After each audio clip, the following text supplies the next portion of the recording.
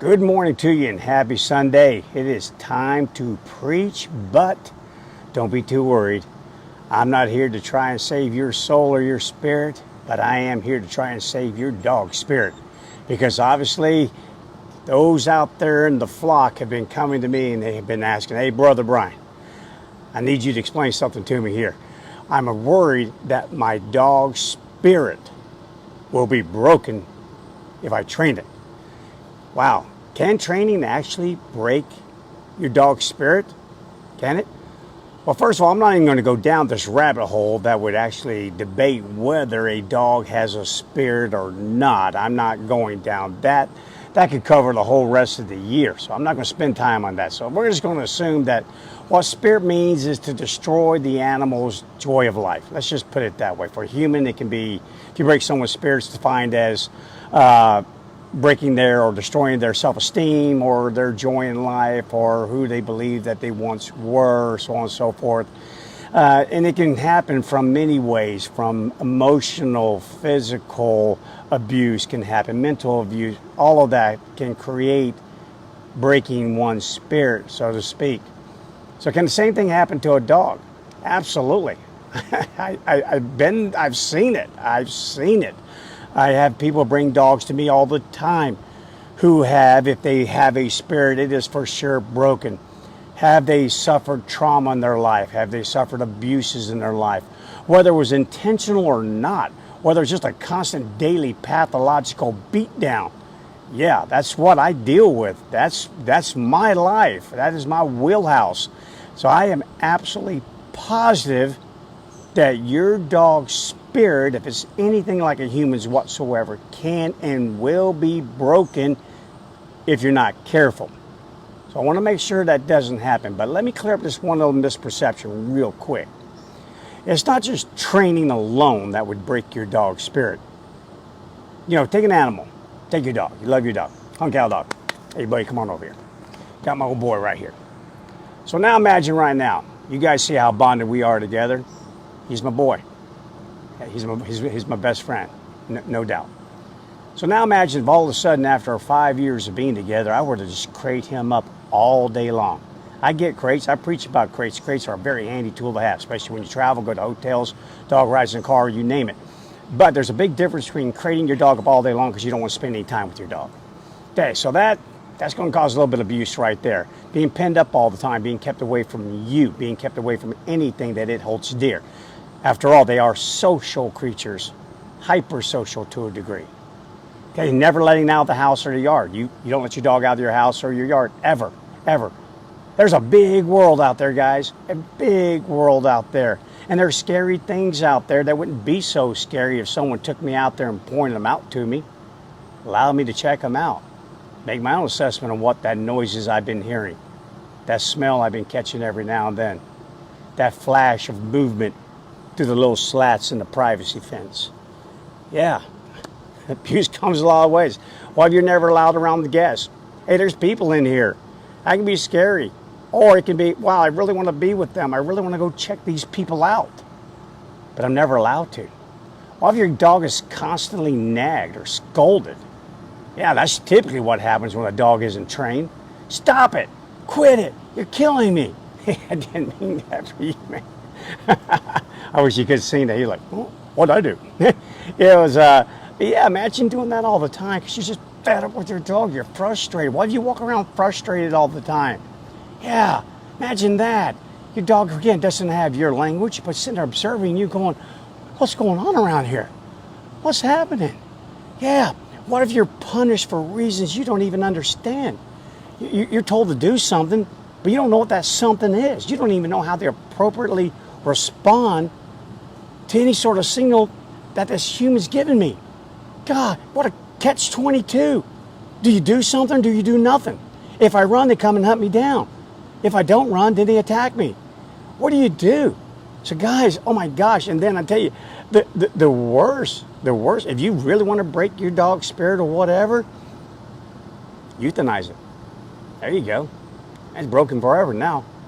And that's typically what happens to dogs who, again, from behavioral reasons, are kicked to the curb, and then no one picks them up off the curb, and then finally you got to do away with the animal. So Guys, before you get all you pigeonhole training into the breaking the spirit department, just know this. You can break your dog's spirit. You can break your mate's spirit. You can break your coworker's spirit. You can break another human spirit all day, every day by giving them a pathological beatdown nonstop. You do the same thing to your dogs. You pin them up, you crate them up, you never let them see anyone, you never take them for a walk, you never do anything but nag on them, scold them for every little thing that they do, and then punish them when they don't respond appropriately. And then when you're fed up and you can't stand it anymore, then you rehome them. Now they got to start this crap all over again. And then you finally euthanize them. So before you start picking on training, why don't you just assess your husbandry? How do you care for your dog? What's your relationship like with that animal? What if you were the dog? Okay, so now outside of all of that, just so now that we're all aware that a dog's spirit can be broken outside of training, let's talk about what happens in training. Can it be broken? You're darn right it can. But I will tell you this much. Proper training that accounts for what the dog really is, takes more of an anthropodenial approach, not an anthropomorphism approach. One that takes into account biologically prepared learning, proper timing, understanding of semiotics and signals and responses, and all of these things I've been preaching about now for months on end. If you take all of that into account, it will not break your dog's spirit. It will enhance it. Absolutely. They've done studies with laboratory rats and gave them very high irritating shocks. And the animal stress response went through the roof. But then they gave them a warning. Hey, I'm going to give you a little buzzer 1 second before the shocks come. The stress response lowered. Why? It wasn't that the shocks were any less. It's just that I could relax in between the shocks because I knew when they were coming, so I just dealt with it and they went away, and then now I could relax because I got a warning. They took that a step further and they said, okay, same rat. Tell you what, here's a little lever. If you push on that lever, you beat on that lever, when the bell goes off, you won't get a shock. Ha! Talk about control. Not only did the animal have predictive information from the bell, which is one of the greatest things that you can have, one of the greatest factors that affects the stress response both up and down, now comes almighty control. So I'm the rat, I hear the bell go off and I push a lever. Push the lever. I don't get the shock. That's how sweet that is. But then one day, they take the lever out of the cage. Bell goes off. Rat gets shocked. Poor rat, if it could talk, it's probably going, what the heck? I'm not believing this. I'm not believing this. I know how to handle these shocks. I know what to do with them. But where's my damn lever? Where'd my damn lever go? Massive stress response.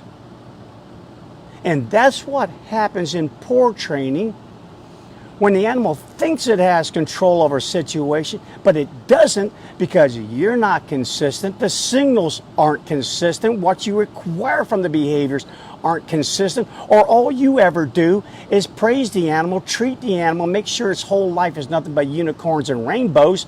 And then when life comes along and throws us something other than a rainbow or a unicorn, it doesn't have the capability of dealing with it. It doesn't have a lever.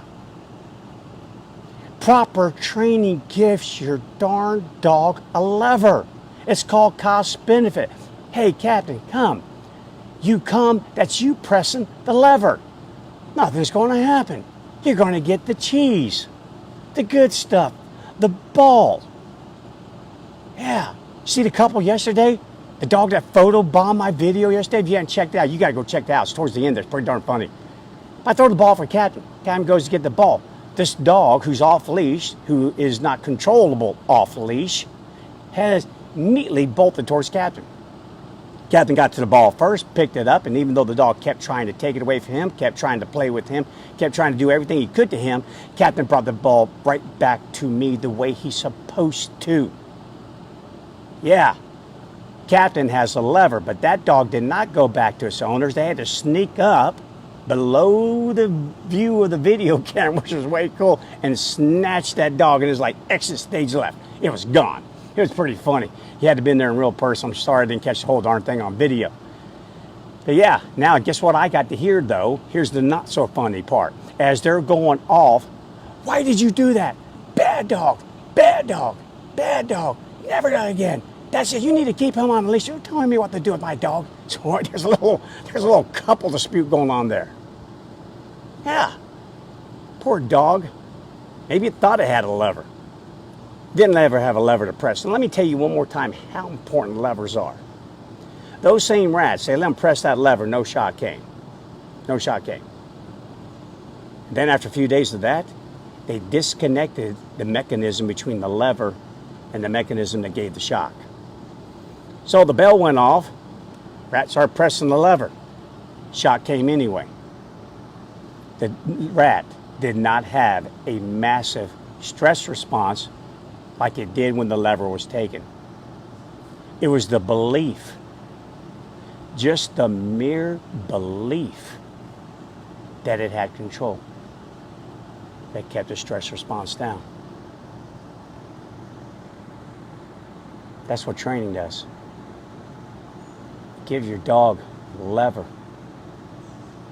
It allows it to have control. And at a minimum, it gives it the belief it has control. Guys, not only does proper training enhance your dog's spirit, but it enhances yours. There's nothing more gut-wrenching and heart-wrenching than to think you gave it all, that you did the right thing, and after all, you think you did because you read it on the internet, that you're not supposed to make your dog do a darn thing. You're not supposed to have, the dog shouldn't have to have a lever. So you believe that. You took that all hook, line, and sinker. You focused on the bait and you didn't look at the hook. And you took that bait. Hook was waiting on you. I'm telling you what. You do not need to burden yourself under the yoke of misinformation like that. No. Proper training. Cost benefit. A balanced system. I love you, cattle dog, but you have to bring the darn ball back to me. I don't care what's going on with that other dog. I love you, my man. You're my best friend. But when I have company, you need to keep your butt on that place cot over there. And when we walk, I'll tell you free, but when I call you back, you need to drop back in that heel position. Good fences make good neighbors. I got a good fence between me and my dogs. Nothing wrong with that. That's the way the world works. Or at least it should. All right. So that's the end of preaching. Okay? Sunday morning. Good sermon. Pay attention to it. Keep in mind, as a review, good training does not break your dog's spirit. It enhances its spirit. It enhances your spirit because you will get to keep your dog. You will enjoy your dog. Your dog will enjoy you because the two of you will have a much higher quality of life. That's it. Hunt cattle dog. Man, I'm telling you what. Want a drink, man? I still haven't timed the straw thing. I have to figure that out. It's hot out here. I'm out of here. Love you guys. You know, when you love someone, sometimes you got to tell them the truth. Good training will never break your dog's spirit.